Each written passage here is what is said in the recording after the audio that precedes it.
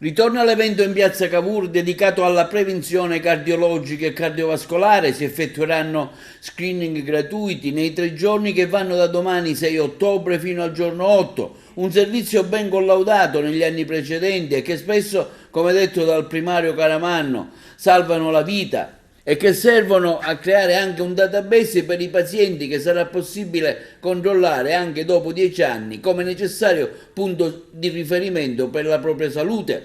L'iniziativa avrà quest'anno un testimonial particolare, l'attore agrigentino Gianfranco Iannuzzo.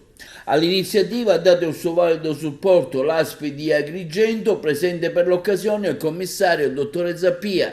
Questo è un tema bruttissimo perché al di là di quello che sono le dicerie comuni, che si dice così tanto per dirlo, oggettivamente ve ne accorgete tutti, anche ad Agrigento noi siamo in estrema difficoltà. Vi dico una cosa, questa è attualità, adesso ad Agrigento come nel resto d'Italia i medici dal pubblico vanno al privato, ma lo fanno perché hanno una condizione di lavoro diversa e hanno una possibilità di remunerazione diversa. Noi non possiamo fare nulla se non applicare il contratto, non possiamo raddoppiare e triplicare gli stipendi perché non c'è consentito. L'unica cosa che possiamo fare è dotare le nostre strutture e potenziarle di tutti quelli che sono gli adeguamenti tecnologici. Il pubblico rispetto al privato ha un'opportunità di crescita professionale che ovviamente è maggiore. Nel privato si è una macchina da guerra, io faccio 10, 20, 30, 50 interventi.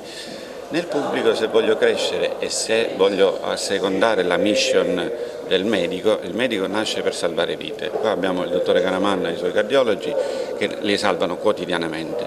Nel privato si entra in una catena di montaggio in cui non si fa pronto soccorso, non si fanno tante altre attività, si fa fatturato. È un'altra cosa, la scelta la fanno i nostri professionisti, noi abbiamo poche armi nel nostro arco se non quelle di fare in modo che ci diano più finanziamenti per dotare le nostre strutture di macchinari e permettere ai nostri medici di lavorare meglio.